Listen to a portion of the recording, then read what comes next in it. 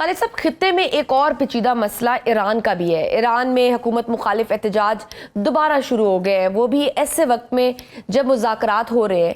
क्या ये कहा जा सकता है कि मुसाद यानी इसराइल इन मुज़ाकरात को सबोटाज करने की कोशिश कर सकता है?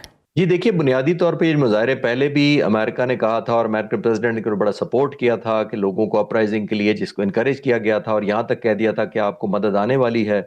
तो वो मदद तो नहीं आई, लेकिन लोगों में वो एक खौफ व हरास, ऑब्वियसली एक अनसर्टेनिटी उतने अरसे से, जब से अमेरिका ने अपनी फोर्सेस फैलाई हुई हैं ईरान पर्शियन गल्फ में और ईरान के इर्द गिर्द, वो एक अनसर्टेनिटी का ज़रूर माहौल है। और जाहिर है उनकी कोशिश ही यही है कि उनको कोई फायरिंग ना करनी पड़े, क्योंकि वो ईरान के रिस्पॉन्स से खौफजदा है। ईरान ने ओवर जो 6-7 महीने गुजरे हैं, जब से पिछली जून का कॉन्फ्लिक्ट हुआ था, बहुत ज़्यादा डेवलपमेंट की है इंफ्रास्ट्रक्चर की अपनी भी, और बहुत सारी मिलिट्री हार्डवेयर और मिसाइल्स और ड्रोन्स और surface to air missiles purchase किए हैं। तो ये एक एलिमेंट है जो प्रेसिडेंट ट्रंप को, मेरा मानना है कि रोके हुए हैं, क्योंकि उनको अभी तक ये नहीं पता कि ये कितनी इंटेंसिटी के किस किस जगह पर डिप्लॉयड हैं और नंबर क्या है उनके पास, जिसकी वजह से तो शायद उन्होंने सोचा होगा कि एज एन ऑल्टरनेट एक और अटेम्प्ट करें और ऐसे लोगों को शायद दें जो हुकूमत को गिराने के लिए ऑब्वियसली सामने आए, ताकि उनको हमला करना आसान हो और ऐसी वैक्यूम डेवलप हो जाए जिसके अंदर लीडरशिप की जगह को नई लीडरशिप ले ले। लेकिन मेरा नहीं मानना कि ये ईरान की सूरत में इतना आसान होगा, क्योंकि एक कल्चरल मुल्क है, उनकी तहजीब 3-4 हज़ार साल पुरानी है, बहुत नेशनलिस्ट लोग हैं। तो मेरा नहीं ख्याल इतनी आसानी से जो वेस्ट की, अमेरिका की, खास तौर पर इजराइल की जो ख्वाहिशात है, उन पर ये पूरा होने वाली है बात। ट्रंप ने भी तो कहा है कि अगर डील ना की तो बुरा दिन होगा और सख्त खतरनाक नताइज ईरान को भुगतना होंगे। ईरान ने जवाब दिया कि सरेंडर की जबान तो हमें समझ ही नहीं आती और जोहरी निज़ाम हमारी सुर्ख लकीर है, रेड लाइन है। क्या इन बयानात के बाद हम कह सकते हैं कि मुज़ाकरात की कामयाबी का कोई चांस बाकी बचता है?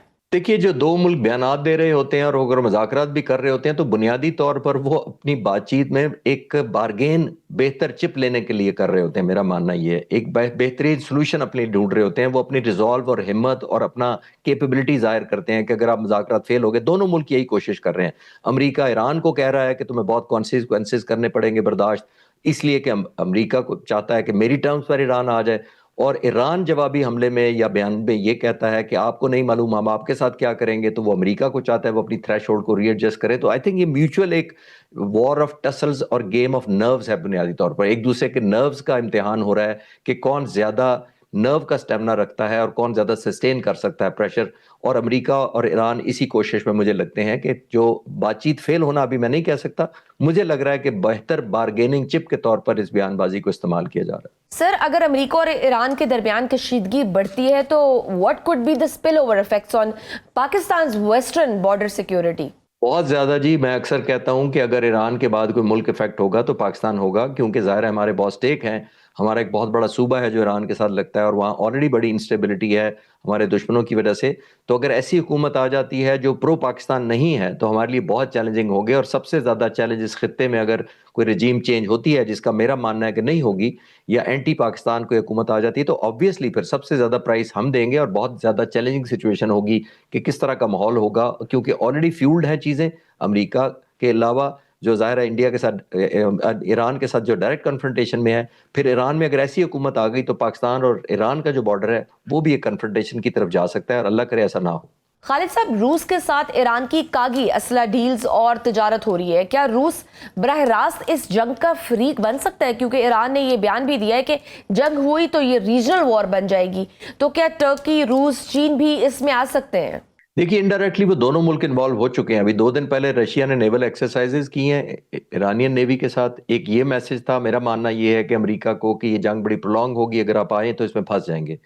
चीन ने एक डिफरेंट एंगल से सपोर्ट किया है या इस पे अपनी प्रेजेंस शो की है। उसने एक सैटेलाइट पिक्चर्स कुछ रिलीज की हैं मुख्तलिफ अमेरिकन बेसिस जो इस रीजन में है।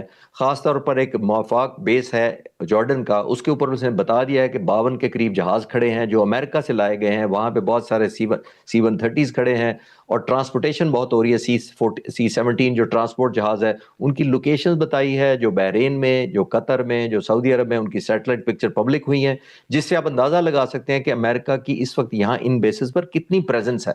सो इनडायरेक्टली ये ईरान को हेल्प कर रहा है कि वहाँ इंटेंसिटी कितनी है, ट्रैफिक कितनी है और उनके एसेट्स किस तादाद में मौजूद हैं। तो ये सब कुछ मेरा ख्याल है चाइना और रूस इनडायरेक्टली अमेरिका को ही मैसेज कर रहे हैं कि ये जंग सिर्फ आप तक या ईरान तक महदूद नहीं होगी। और ईरानी जो आयतुल्ला पहले ही कह चुके हैं कि ये रीजनल जंग होगी, इसका मतलब मैं तो यही ले रहा हूँ। इस बार ईरान जिस कॉन्फिडेंस से हम देख रहे हैं कि अमेरिका को ललकार रहा है, महसूस तो ऐसे हो रहा है जैसे तैयारी पक्की है। क्या ईरान ने जदीद असला, मिसाइल या कोई दीगर टेक्नोलॉजी टर्की, चीन या रूस से ली है, जो अगर जंग हुई तो अमेरिका के लिए सरप्राइज हो, या इसराइल पर हमला किया जाए तो उनके लिए सरप्राइज साबित हो? देखिए, जून के कॉन्फ्लिक्ट के बाद ईरान ने बहुत ज़्यादा असले की इकट्ठा किया है, और रूस से भी किया है और चीन से भी किया है, ये मैं आपको कंफर्म कर सकता हूँ। उन्होंने बहुत मैसिव ड्रोन्स में अपनी तादाद बढ़ाई है, फिर उन्होंने सरफेस टू एयर कहा जाता है कि HQ-9B मिसाइल खरीदा है, और फिर उन्होंने S-300 जो रूस से खरीदा है। ये सब कुछ यही साबित करते हैं कि चीन और रूस ने बहुत मैसिव सपोर्ट किया है। और ये जो अभी कुछ अरसा पहले पिछले महीने में जो अनरेस्ट हुई थी दिसंबर जनवरी में जो ईरान के अंदर आम लोगों की, उसकी मेरा मानना यह है कि एक बड़ी वजह यह भी थी कि इन लोगों के जो रोजगार और इकोनॉमिक उनको नेगेटिव जो उन इफेक्ट्स आए हैं, उसकी बुनियादी एक और वजह यह भी थी कि ईरान ने बहुत ज्यादा इकोनॉमिक अपने रिसोर्सेज को डाइवर्ट किया था मिलिट्री हार्डवेयर और परचेज खरीदने में। तो ईरान ने बहुत कुछ किया है, और जंग के डिले होने की भी वजह यही है कि ईरान अभी तक वो डिस्क्लोज नहीं अमेरिका रीड कर पाया ईरान के मुतालिक कि किस तरह ये जंग अनफोल्ड होगी। होपफुली शायद डेटरेंस ही काम कर जाए और ये जंग ना हो, और आने वाले वक्त बताएगा कि इसका क्या नतीजा निकलता है। सर, गुज़श्ता दिनों भारत का तेजस तैयारा गिरकर तबाह हुआ, उन्होंने अब अपने तमाम तेजस तैयारे ग्राउंड कर लिए हैं। आप क्या कहेंगे कि ये भारतीय तैयारों का मसला है, या मई की जंग के बाद इनके पायलट्स ही कमजोर पड़ गए हैं, इनके कॉन्फिडेंस शेक कर रहे हैं, और तमाम तैयारों को ग्राउंड करना कितनी बड़ी एम्बैरेसमेंट है? देखिए, ये जो तेजस जहाज है ये इनके लिए प्राउड प्रोडक्ट कभी भी नहीं रहा। पिछले 40 साल से बनाने की कोशिश कर रहे हैं। जंग जो हुई थी, मई का कॉन्फ्लिक्ट हुआ था 2025 का, उसमें ये जहाज डिप्लॉय नहीं उन्होंने किया। ये श्रीलंका के बॉर्डर के पास इनका सोलर बेस है, वहां डिप्लॉय कर दिए थे इन्होंने 2 स्क्वाड्रन जो इनके हैं। टोटल 40 जहाज हैं।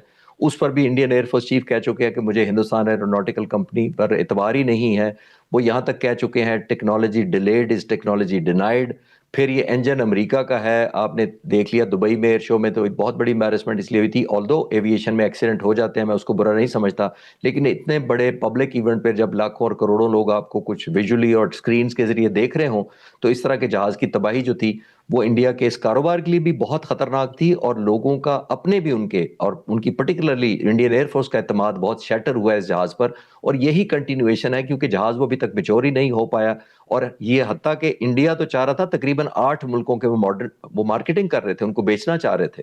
तो वो सारे प्रोबेबली मेरा ख्याल है अब मायूस कुन सूरत हाल है, क्योंकि इंडियन एयरफोर्स का खुद ही अपना ट्रस्ट इस जहाज पर नहीं है, क्योंकि सीरीज ऑफ एक्सीडेंट तकरीबन 3-4 हो चुके हैं पिछले 2 सालों के अंदर, जो मेरा ख्याल है उस प्रोजेक्ट के लिए इटसेल्फ ही अच्छा नहीं है।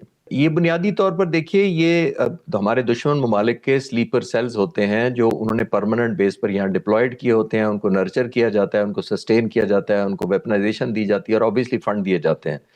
तो ये ऐसा नहीं होता कि हमने अगर स्ट्राइक किया 2 दिन पहले तो उन्होंने वहां से कोई पेनिट्रेट कर दिया। ये हमारे दुश्मन की स्ट्रैटेजी होती है, क्योंकि ये बड़ा इकोनॉमिकल उनको वॉरफेयर लगता है, गुरिल्ला वॉरफेयर। आप दहशतगर्दों को प्लान करें, उनको इंडक्ट कर दें, और फिर उनको हमारे ही सोसाइटी के इर्द गिर्द लोगों के अंदर रहने दें, और फिर जब ऐसा मौका वो मुनासिब समझे अपने पॉइंट ऑफ व्यू से, जब वो हमें कुछ हिट करना चाहते हैं या निशाना बनाना चाहते हैं, तो वो अपने अनलीश करते हैं ऐसे दहशतगर्दों को। तो बिल्कुल आपने ठीक कहा, ये प्रॉक्सी वॉर ही की कंटिन्यूएशन है।